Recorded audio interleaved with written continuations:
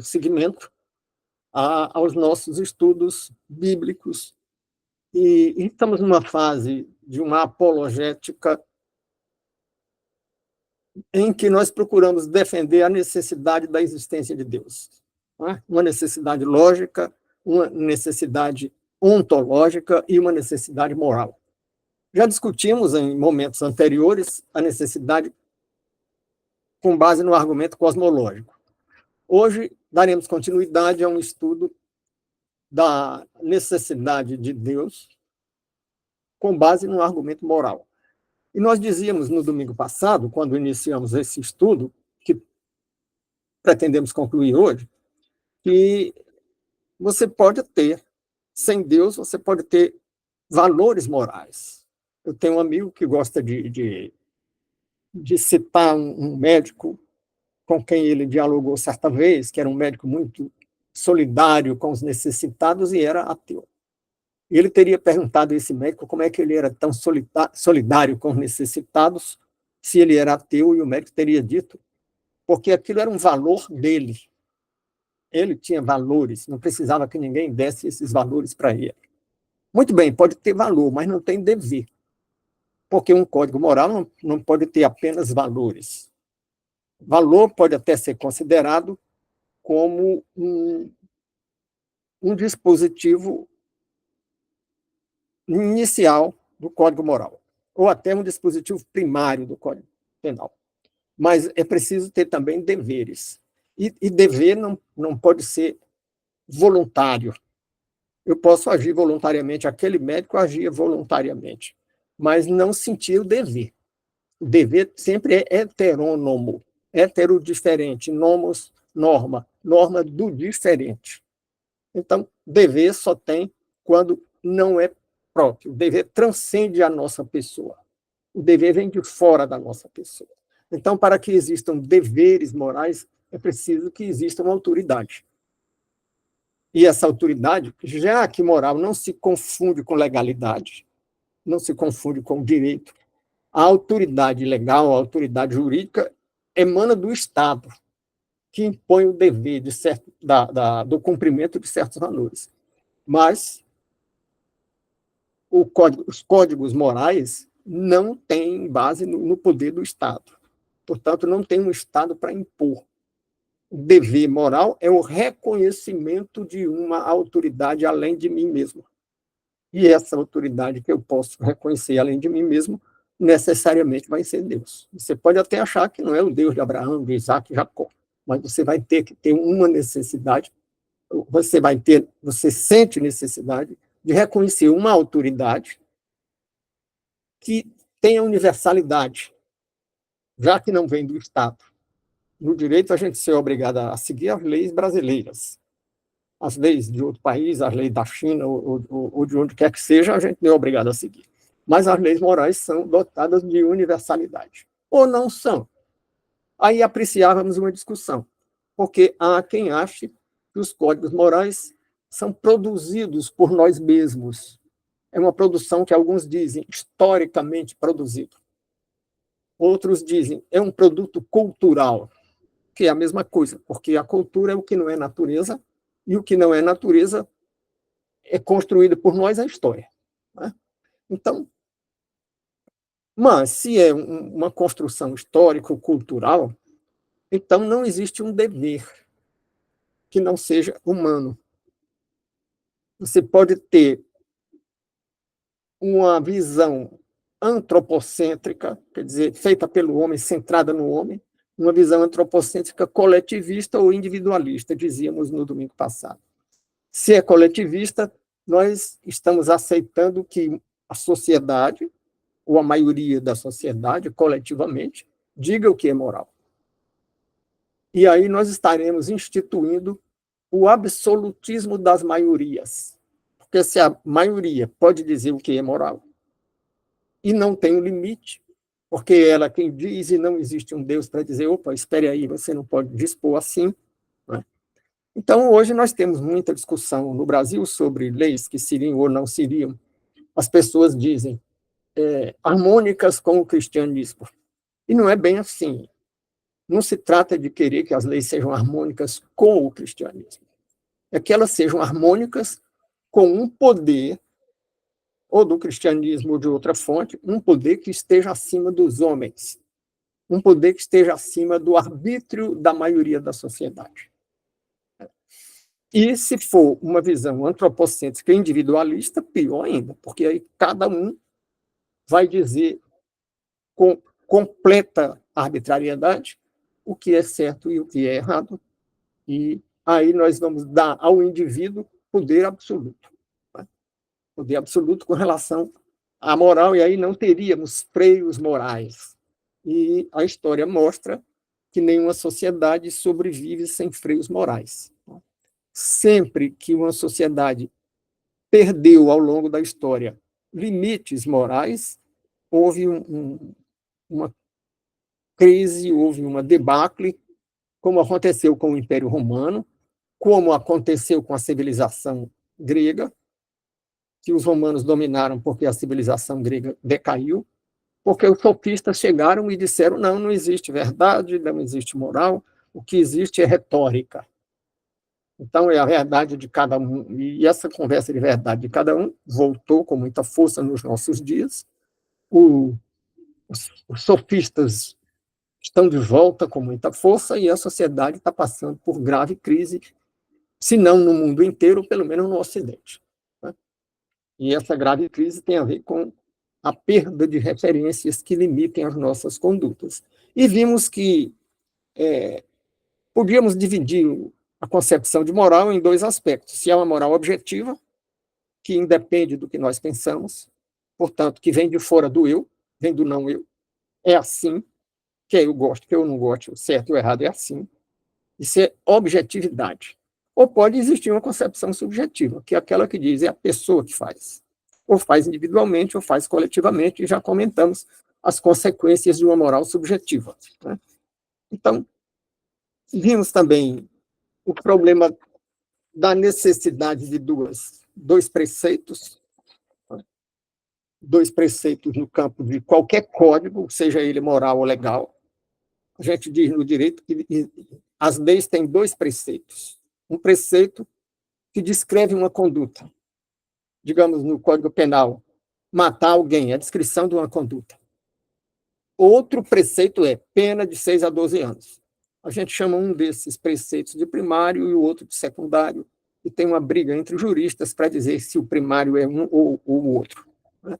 Mas não interessa qual seja o primário ou o secundário, interessa que são dois preceitos. E se for só um, não é norma. Norma que não tem um preceito para descrever uma conduta e outro preceito para punir quem transgride a conduta, tem só a conduta, aí não é mais norma, aí é uma opinião. Uma simples opinião que ninguém é obrigado a seguir. Né? Então, não existe dever.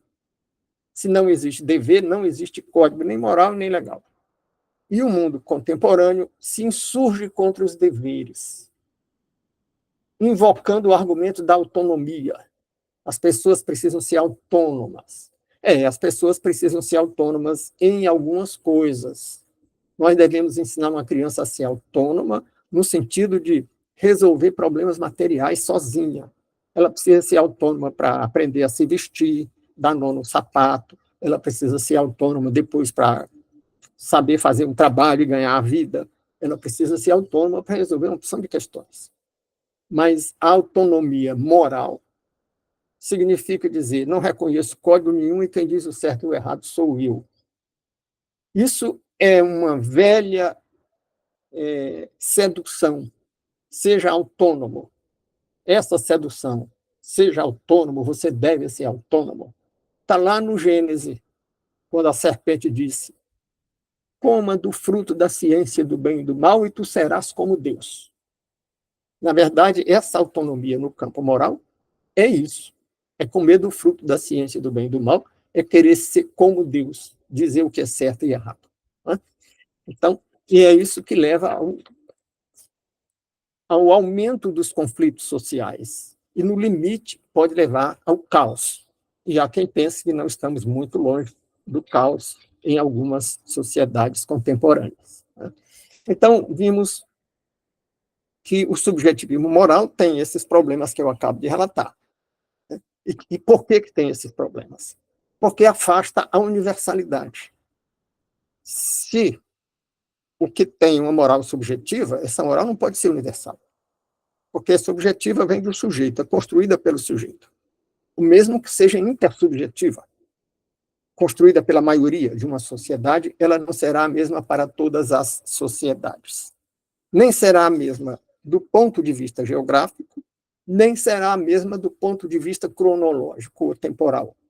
Então, o que foi acertado ontem pela maioria intersubjetiva, hoje a maioria intersubjetiva já mudou de opinião. Já podemos ter outra geração, ou a mesma geração pode mudar de opinião. Ah, muito bem, não é universal, e qual é o problema de não ser universal? O problema de não ser universal é que as pessoas já não sabem qual é o código que devam seguir. Porque ontem era assim. Muitas coisas que ontem eram um escândalo, que ontem eram moralmente reprováveis, hoje são apresentadas como motivo de orgulho. E as pessoas já não sabem se uma conduta é moralmente reprovável ou se devem se orgulhar de uma determinada conduta. Essa falta de universalidade desorienta as pessoas. E tem um psiquiatra inglês, Theodore Dalrymple, que diz que a humanidade está desorientada, né? E culpa os intelectuais. Só faltou dizer que está desorientada por falta de referências universais. Então, não tem universalidade, uma moral subjetiva. Por outro lado, a universalidade requer a alteridade. Para ser universal, é preciso que não seja eu quem faz para mim as minhas normas. Eu não vou seguir a mim mesmo. Se eu vou seguir a mim mesmo, cada um de vocês vai seguir outras referências feitas por cada um de nós, faz as suas referências, e aí vai dar um conflito. Porque na hora de nós transacionarmos, você bateu num carro ali na esquina. Se todos não seguem a mesma norma de trânsito, cada um acha que tem razão. Cada um diz qual é o que acha certo. E esse achismo leva ao conflito. E só tem uma solução para o achismo, que é a força. Então a sociedade está se tornando violenta, porque não tem uma solução universal. E se for universal, o que a gente pode ter? A gente pode ter uma moralidade cósmica, uma razão cósmica, que os iluministas tanto defendiam na Revolução Francesa. Eles defendiam e cultuavam a deusa da razão e tiraram as imagens de Cristo e outra coisa das igrejas para botar a imagem de uma deusa da razão da Grécia, a Atena, e faziam procissão em nome da deusa da razão.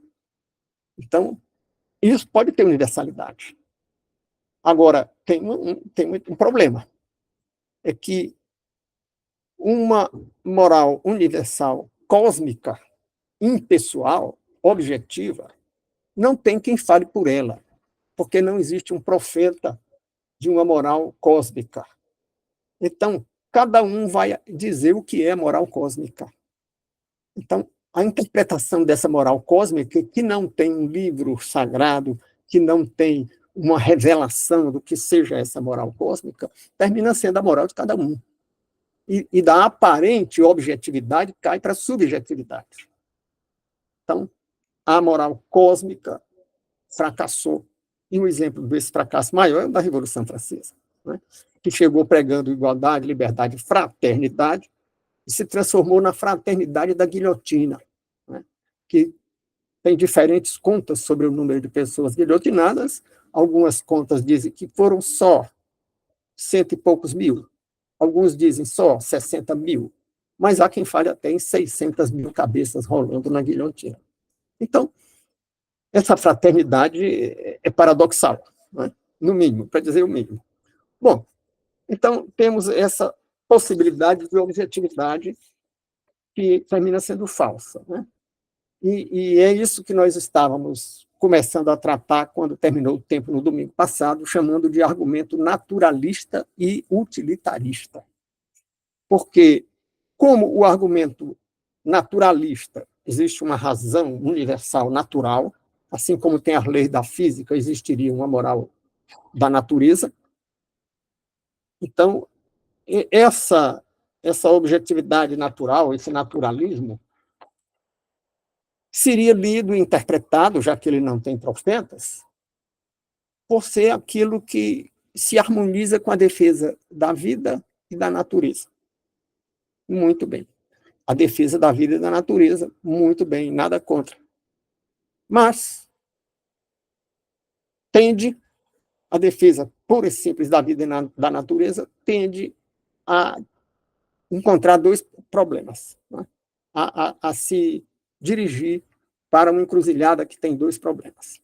Um é, sim, defesa da vida. Mas como é essa defesa da vida?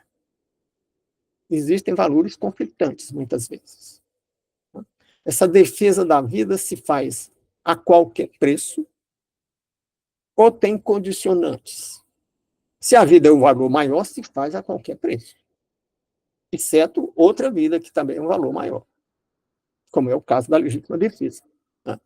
Se tem algum preço que ela não paga para defender a vida, por exemplo, hoje se fala muito na autoestima e no bem-estar. E por uma questão de autoestima e de bem-estar, a gente começa a afastar determinados valores dessa tal moral cósmica. Essa tal moral cósmica dizia: você não pode violar a vida. Muito bem, mas hoje aceitamos a eutanásia passiva, que mudaram até o nome para ser mais simpático. De eutanásia passiva passou a ortotanásia. Ou seja, você deixa de favorecer a vida, você deixa de lutar contra a morte para haver uma morte certa, ortotanatos, vida, ortotanásia. Hoje, nós aceitamos o suicídio assistido. Já tem até alguém querendo sair do Brasil para ir para a Europa, onde tem suicídio assistido.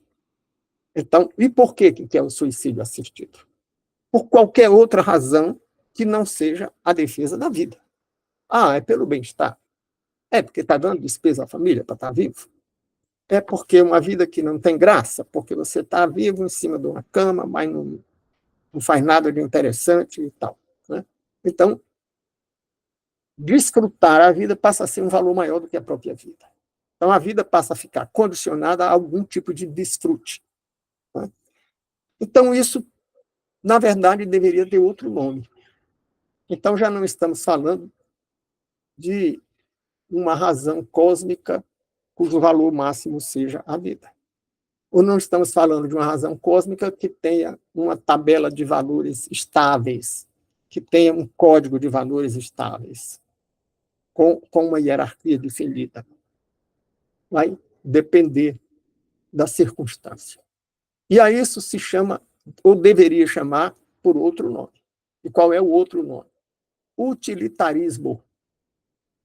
Então, a defesa da vida e da natureza passa a ser encarada como válida, passa a ter fundamento de validade, não porque está escrito nas estrelas, como se diz poeticamente, em referência a uma razão cósmica, não por uma lei natural, não por causa de um naturalismo, mas por causa dos nossos interesses. Então, vamos evitar o desmatamento. Por quê? Porque nos prejudica, não porque seja uma lei cósmica. Então, vamos defender a natureza. Então, utilitarismo é um grande desafio ético. Porque qual é o limite do utilitarismo? Nós defendemos a integridade física. Por quê? Porque é útil. Porque ferir a integridade física pode nos tornar deficientes físicos. Bom. Mas qual é a hierarquia de valores cósmicos?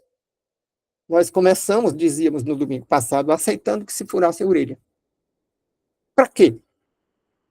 Qual é o valor que está conflitando com a integridade física? É a autoestima. A pessoa quer se embelezar com um brinco.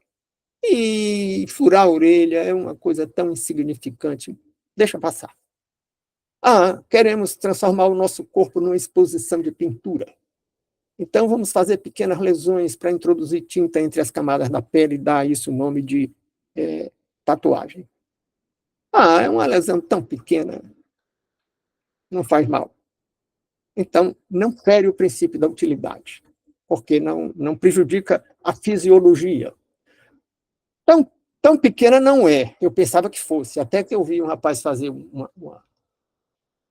uma tatuagem sobre o antebraço todo e passar vários dias usando uma medicação para não sentir dor. Né? Bom, mas o desafio do utilitarismo é como é a hierarquia do utilitarismo. Sem falar em quem é que traduz o código das estrelas, né? O código da natureza. E aí tínhamos visto que estão emergindo novos valores. Um deles é a autoestima. E eu comentava domingo passado que um rapaz me falou certa vez de uma intervenção cirúrgica ou uma intervenção que nem era considerada cirúrgica para atender algum aspecto estético, e eu adverti dos riscos, e ele disse, mas é uma questão de autoestima. Então, estava aquele moço colocando em risco a própria fisiologia em razão de alguma autoestima, da autoestima por algum motivo. Mas a autoestima é um valor. Os valores devem harmonizar a vida e a natureza. E quando a gente diz harmonia com a vida, está dizendo com a vida individualmente isolada ou com a vida em sociedade? A autoestima de cada um nos harmoniza com a sociedade do ponto de vista coletivo? Parece-me que não. A autoestima seria o caminho do egoísmo. A autoestima pura e simples, isolada e soberana. Se a autoestima está acima da integridade física, está acima de riscos até para a própria vida. Está acima da fisiologia. Existem cirurgias que transformam a fisiologia da pessoa, que subtraem determinadas funções da fisiologia da natureza que estamos enaltecendo quando dizemos que a moral deve ser naturalista. Se enaltecemos tanto a natureza, não deveríamos modificar cirurgicamente a natureza. Não deveríamos modificar a natureza em tantos outros aspectos. E, ainda que assim procedêssemos, estaríamos, vale repetir, retornando à subjetividade, porque estaríamos livremente interpretando o naturalismo. Então, vimos que as leis morais naturais, além de conduzirem ao utilitarismo e ao subjetivismo, e utilitarismo e subjetivismo põem em xeque a universalidade, porque para que as coisas sejam harmônicas com a vida e com a natureza, e vida no sentido amplo, vida na sociedade, na intersubjetividade, é preciso que exista uma hierarquia de valores e que os valores sejam universais. Porque se não forem universais, não há uma referência, não há uma orientação. Então, estamos diante de uma situação, porque o velho Durkheim, na sociologia do fim do século XIX, do começo do século XX, dizia que a sociedade sobrevive porque tem normas. Se sobrevive, se constrói, e ele achava que evolui, com base em determinadas normas. Então, as normas sustentariam a estrutura social. Mas o que sustentariam essas normas? E ele dizia, são os valores. Ele só não disse quem é que sustentaria os valores. Até porque não tinha crença. E para sustentar os valores, ele deixa no ar que esses valores seriam próprios do naturalismo, né? Ou que seriam antropocêntricos, que seriam construídos historicamente, né? Bom, então, tivemos o fundamento de validade do naturalismo moral, que acabamos de lembrar, e estávamos discutindo a universalidade, se os valores têm ou não têm universalidade.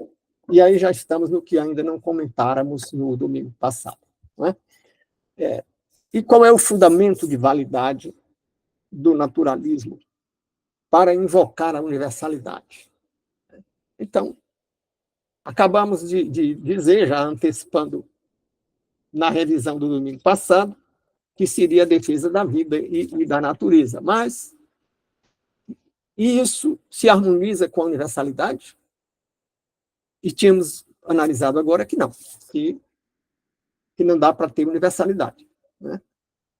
Que consagraríamos a arbitrariedade quando recaíssemos do universalismo naturalista para a interpretação das leis naturais. E quando recaíssemos do naturalismo, escorregássemos para o utilitarismo. E, sem essas referências amplas, sem uma hierarquia de valores clara, porque as leis naturais e o naturalismo não têm clareza, porque não tem texto.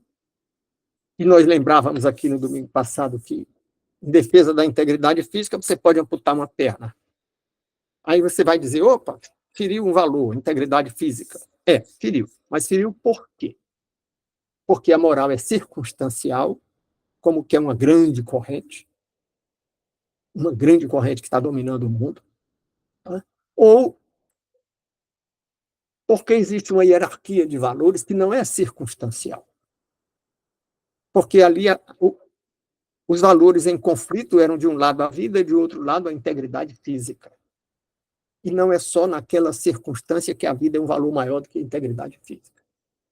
Não é só naquele momento que o médico diz, vou amputar essa perna porque o sujeito vai morrer, e nessa circunstância. Ele até diz, nessa circunstância. Mas, do ponto de vista médico, é uma circunstância. Mas, do ponto de vista filosófico, não é circunstância coisa nenhuma. Do ponto de vista filosófico, desde sempre, vida e integridade física, o valor maior é a vida. Então, quando os dois valores entram em conflito, você sacrifica o menor.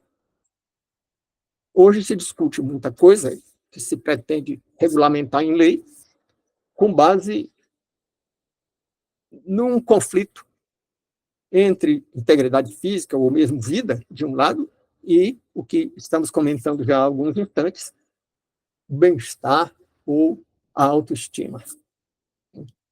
E se nós comparássemos procedimentos que ferem a integridade física com benfeitorias? Nós começamos admitindo cirurgia plástica embelezadora. Vamos chamar isso de benfeitoria numa comparação com o direito civil. Né? No direito civil, as benfeitorias, que são as mudanças que se faz, digamos, no imóvel. Alguém aluga uma casa e faz algumas melhorias, que a gente chama isso de benfeitoria. Isso vai ser reconhecido pelo direito como uma benfeitoria. Se for necessária, tem um valor. Se não for necessária, mas for útil, tem um valor menor. E se não for necessária nem útil, vai ser chamada de voluptuária, que satisfaz apenas um desejo. Ou uma vaidade, alguma coisa, né? Então, as benfeitorias necessárias seriam legítimas mesmo ferindo a integridade física. Digamos, quem faz uma cirurgia de catarata, feriu a integridade física, cortou o olho, tirou o cristalino, substituiu por uma lente, feriu a integridade física. Mas era uma benfeitoria, entre aspas, né? Necessária, porque se você não vai enxergar bem, ou não vai enxergar de jeito nenhum, aquilo é necessário. Ou uma benfeitoria pode ser útil, embora não seja necessária. E aí pode ser útil uma plástica embelezadora. Se você considera como um grande valor a autoestima ou a aprovação social, você vai dizer que é útil. Mas se você me disser que a autoestima é uma vaidade, ou é a busca de um sentimento de gozo, então você vai dizer que nem útil é. Você vai dizer que ela é voluptuária, que atende apenas a um desejo. Ah, mas o mal-estar pode ser uma patologia, pode ser uma coisa muito grave. Uma pessoa que quer mudar o nariz, ou quer mudar o queixo, ou alguma outra coisa, e isso é necessário para que aquela pessoa não entre em parafuso no campo psicológico. Será?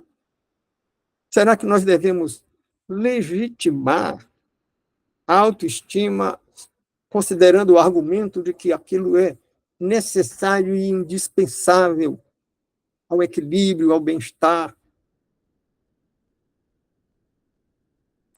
Bom, mas você pode dizer, não, não é necessário, mas é útil. Será útil? Estamos dizendo, então, que a vaidade é útil?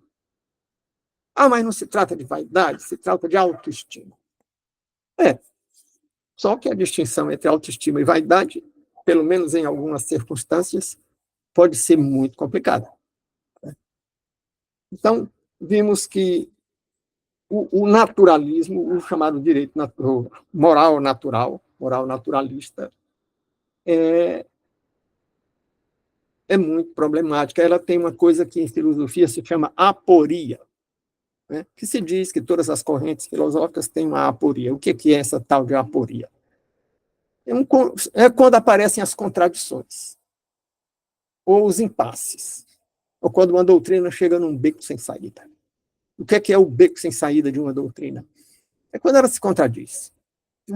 Se nós estamos dizendo que temos uma moral natural, mas, de repente, quem interpreta essa moral natural somos nós, e a gente nem sabe se tem essa moral natural, a gente diz que ela tem, mas isso termina sendo uma crença, e se nós estamos rejeitando o teocentrismo e uma moral divina ditada por Deus, porque é uma crença, mas acreditamos, sem resistência alguma, placidamente, numa moral natural.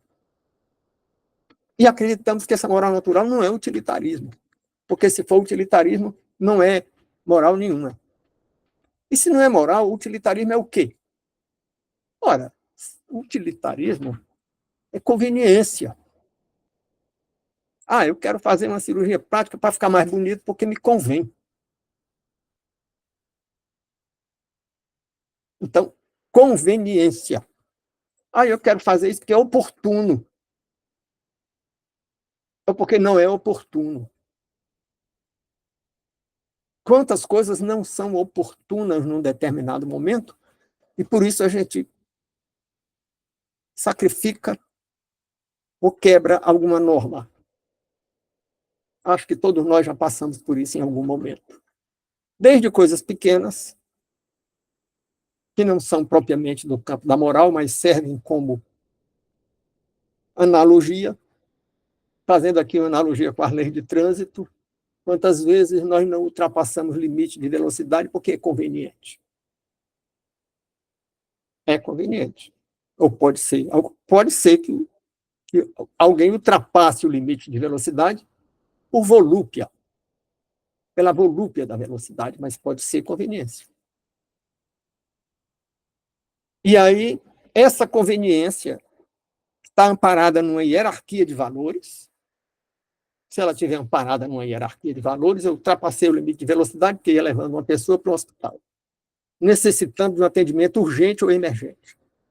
Aí você tem uma hierarquia de valores e aí não feriu a moral, nem a moral naturalista, nem a moral teocêntrica, porque tinha um valor maior. Não era a circunstância, era o valor maior sempre. E o que é um valor moral sempre? É um valor moral perene, eterno, universal, universal no tempo e no espaço. Então, nós temos possibilidade, sim, de infringir uma norma se tiver uma hierarquia maior no valor que a norma está impedindo. Mas e não, e quando não temos? Não tenho hora para chegar no lugar, na hora que eu chegar está bom, mas eu ultrapasso o limite de velocidade.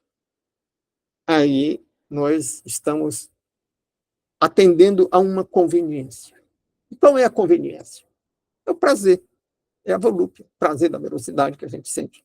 Ou o prazer de encurtar o tempo de estrada, tempo de caminho. Né? E o prazer? Que lugar tem o prazer na hierarquia de valores?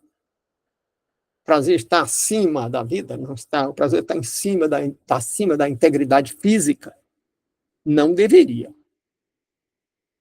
Né? Então,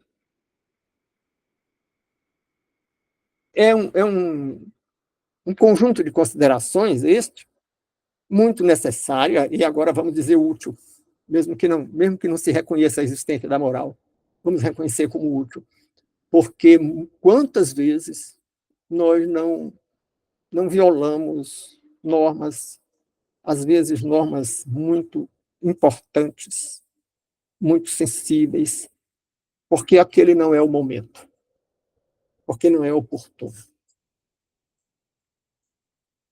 Quando a gente tem uma certa consciência, isso incomoda. Quando a ovelha não gosta, sendo por ser ovelha, não gosta de se sujar de lama, às vezes que nós, em nome da conveniência ou inconveniência, e oportunidade, ou do que é inoportuno, nós violamos uma norma, isso incomoda. Mas, quando não se é ovelha, é porca, aí a lama não incomoda. Né? Então, nós temos uma questão central. A moral subjetiva é flexível,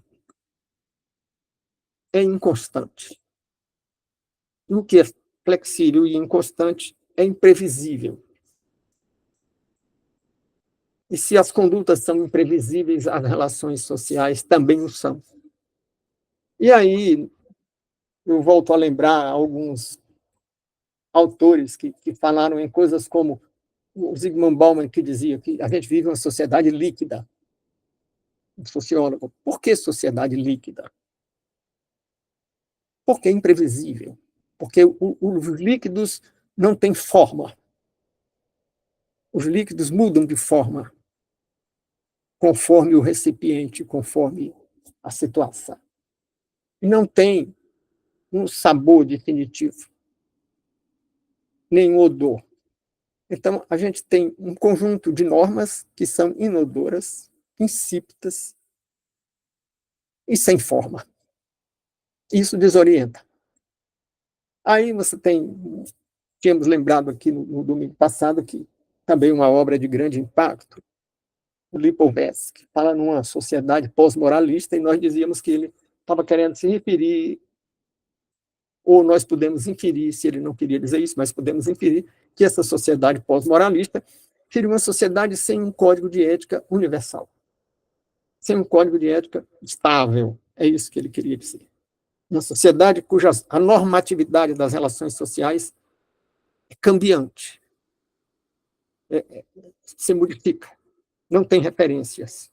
Então, nós estamos diante do que muitos chamam de sociedade pós-cristã, porque o cristianismo tem uma normatividade estável, porque é teocêntrico. E a moral não é o que a sociedade decide, não é o que a sociedade constrói. E não é? Pois eu acho que é, porque os valores mudam. Você está falando em valores eternos, mas os valores mudam.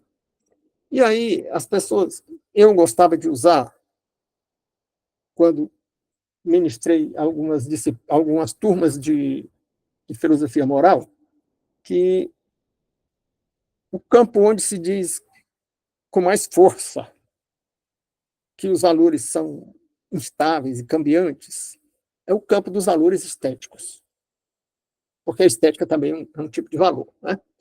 Então, as pessoas dizem, olha, até o século XVIII, o que era uma mulher bonita? Era uma mulher gorda. com alguns pneuzinhos. Né? É só olhar para os quadros de Rembrandt e de outros pintores clássicos. Então, a beleza mudou, porque hoje a beleza é magra. Então, não há universalidade do ponto de vista cronológico, do ponto de vista temporal. E isso muda também geograficamente, conforme as culturas de cada ambiente geográfico. Na cultura chinesa, o nariz grande da mulher europeia é feio. A chinesa chamava nariz de facão. Né? Na cultura europeia, o nariz de pouca expressão vertical e com uma expressão horizontal maior é considerado feio.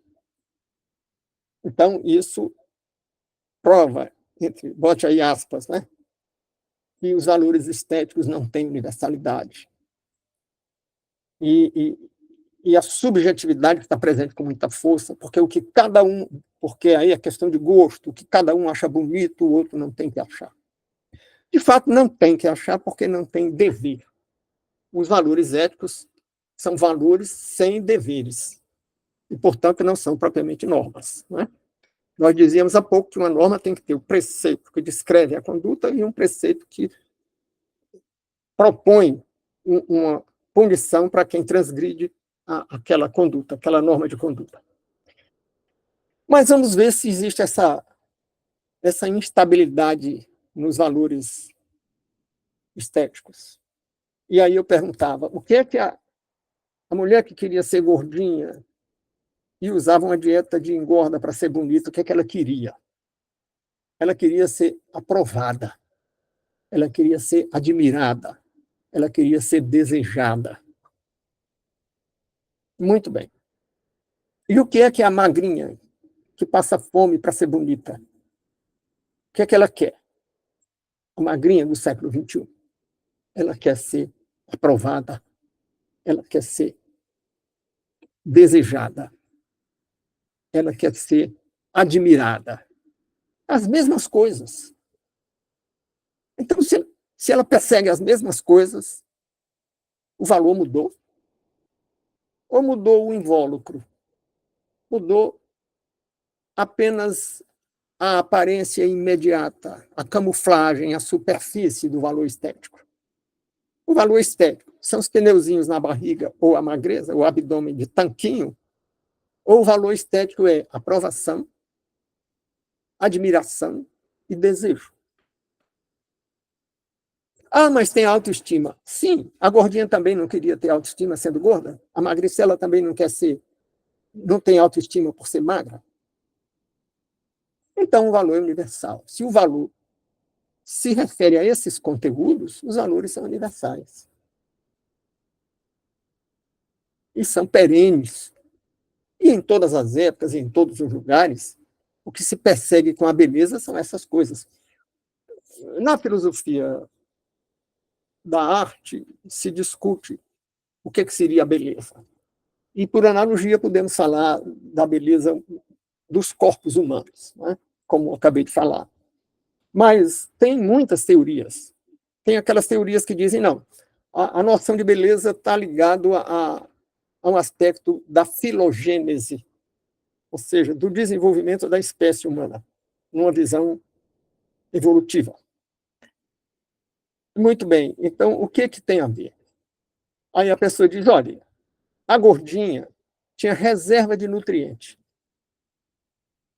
E a consciência da espécie é buscar segurança. E aquela que tem reserva de nutrientes, como o mundo era um mundo de escassez, então era importante ter reserva de nutrientes, ter gordura. Aí a beleza magra. A beleza magra resulta da abundância de hoje. As pessoas hoje não precisam de reserva de nutrientes. Se não precisam de reserva de nutrientes, não precisam ser gordas. Muito bem, ela só está dizendo aqui o padrão é universal. Que o padrão é estar atento e sensível a vida, capacidade de sobreviver na escassez. Só que aí, para onde é que a gente vai? Aí a gente vai cair no utilitarismo, na conveniência e oportunidade. Também as pessoas dizem, o quadril largo, que seria tão apreciado pelos brasileiros, ou as mamas abundantes, mais apreciada na estética americana. Então, isso seria dentro do mesmo princípio de uma perspectiva evolucionista da espécie, da filogênese, que é a formação da espécie, porque seria a facilidade do parto e a facilidade da abundância da lactação, da amamentação. Então, isso seria uma objetivação dos valores estéticos. Então, eles não seriam subjetivos, eles seriam objetivos. Finalmente, se fala que a estética depende da simetria, que alguma coisa torta, assimétrica, que tenha dimensões diferentes de dois lados, entre dois lados, também a estética não aprova. Mas não aprova porque a assimetria é disfuncional. De novo, cairíamos na perspectiva utilitarista. E isso não seria moral coisa nenhuma, mas seria universal. E não satisfaz as exigências que só são satisfeitas pelo teocentrismo, mas afasta a subjetividade.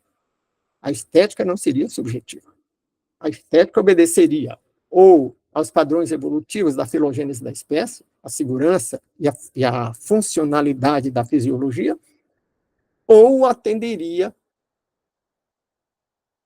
à harmonia das formas do ponto de vista que aí voltamos à funcionalidade. Bom, esse aspecto dá lugar a muitas discussões, mas nós estamos aqui apenas oferecendo um aperitivo para quem se interessa, né? Então, a mesma coisa diz respeito às consequências ambientais, né? E, finalmente, então, vejamos a moralidade objetiva do tipo teocêntrico. Porque vemos que tem duas moralidades do tipo subjetivo, a subjetiva coletivista, que é intersubjetiva, e a subjetiva individualista. Ambas sem um limite exterior ao homem, portanto, ambas com uma larga avenida aberta no caminho da arbitrariedade.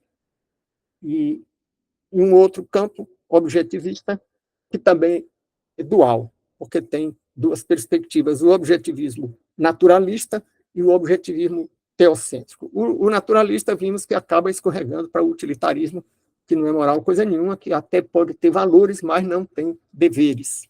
Se não tem deveres, valores sem deveres não são uma normatividade moral. Agora vamos ver uma moral teocêntrica, que é uma moral objetiva. Por que é objetiva? Porque não depende do que a gente pensa. Não depende do que nós achamos. É o que está lá, posto por Deus. Não é? Bom, e aí vem o mesmo problema que acomete o naturalismo, que diz, mas como é que eu sei que Deus disse isso? Aí vamos para a tradição judaico-cristã e de todas as religiões do livro. Você sabe porque você crê, e aí é preciso ter crença. E essa crença tem fundamentos lógicos, mas é uma crença. E que nos diz, bem, você tem revelação, você tem um Deus que se revela. E por que você diz que tem um Deus que se revela? Porque não existiria moral se não houvesse esse Deus que se revela. Existiriam, quando muito, valores, mas não existiriam deveres. Então, tem uma necessidade moral de um autor dos deveres que complementam os valores de uma moral. Vimos, ao examinar a moral subjetiva e a objetiva naturalista, da necessidade de uma autoridade, para que existam deveres, que não sejam apenas valores. Né? E aí vimos que... E como é essa normatividade? Aí a questão passa a ser...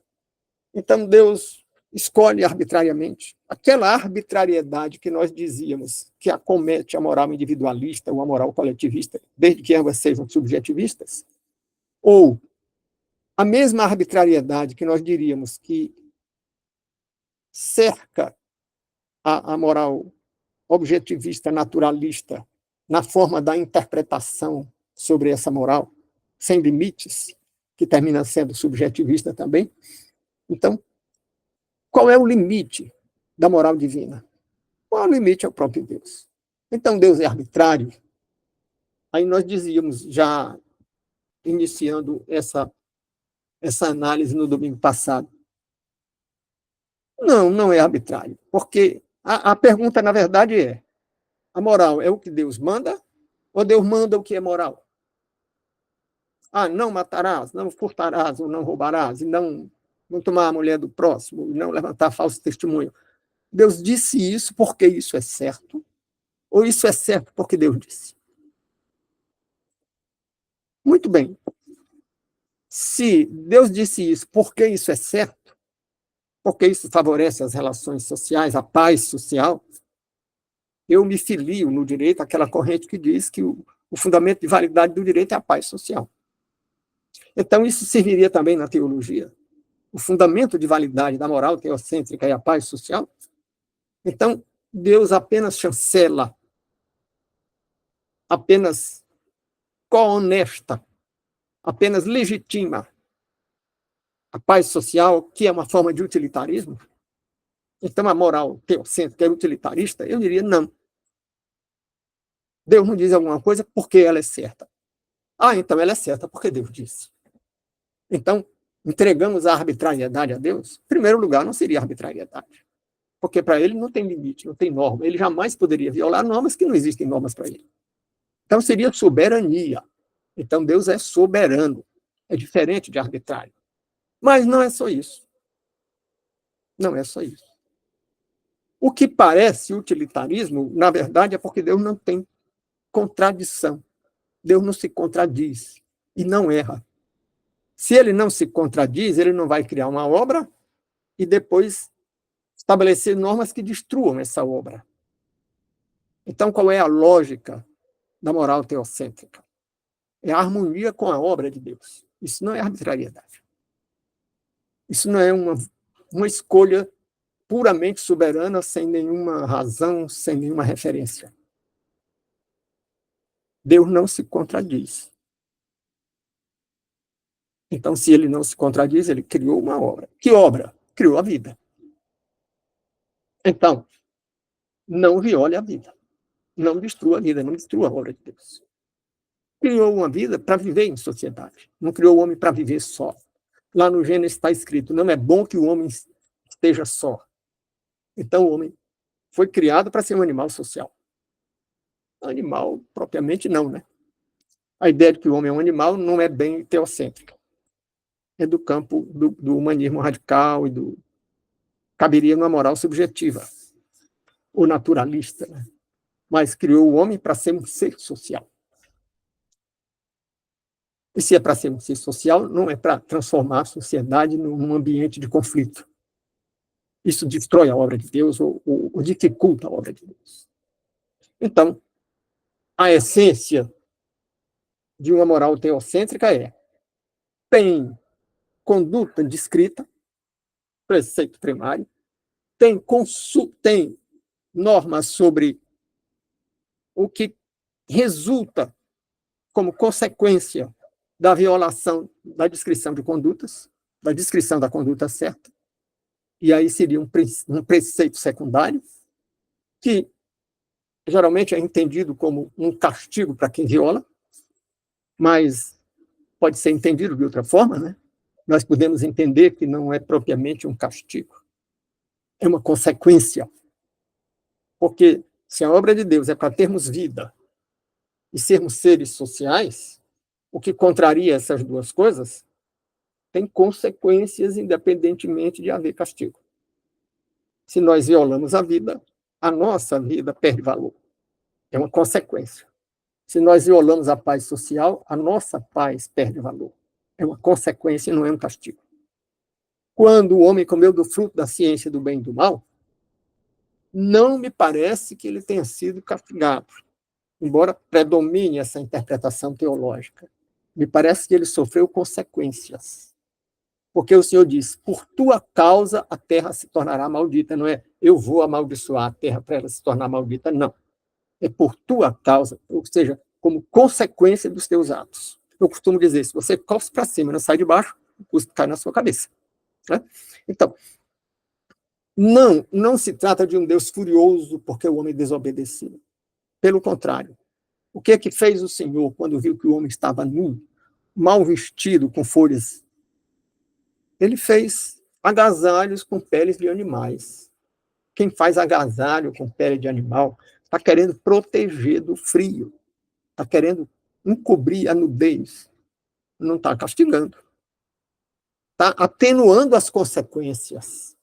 E logo em seguida prometeu: vou te enviar um Salvador. Quando disse: a semente da mulher vai esmagar a cabeça da serpente.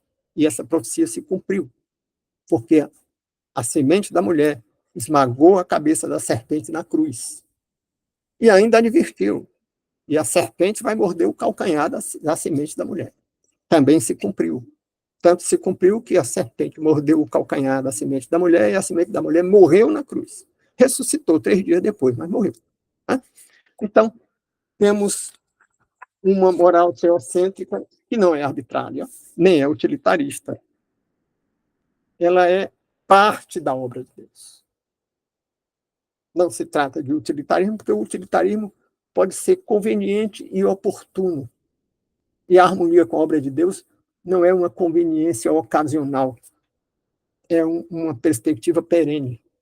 Se a obra de Deus é perene, a harmonia com ela também é perene, já que a obra de Deus não sofre transformações históricas. Né? Então, as conclusões que nós chegamos foram estas, que é a harmonia com a obra de Deus e com as citações de Gênesis que acabamos de fazer, e só nos resta agradecer a audiência de cada um, convidá-los para o próximo domingo e lembrar que se você clicar no gostei ou não gostei, você favorece a exposição do nosso canal. Também, se você participar enviando por escrito perguntas ou críticas ou pedido de acréscimos e de esclarecimento, você valoriza o canal. E também, se você compartilhar. Então, avalie positivamente ou negativamente, compartilhe e participe. Muito obrigado e até a nossa próxima reunião. Em seguida, teremos diálogos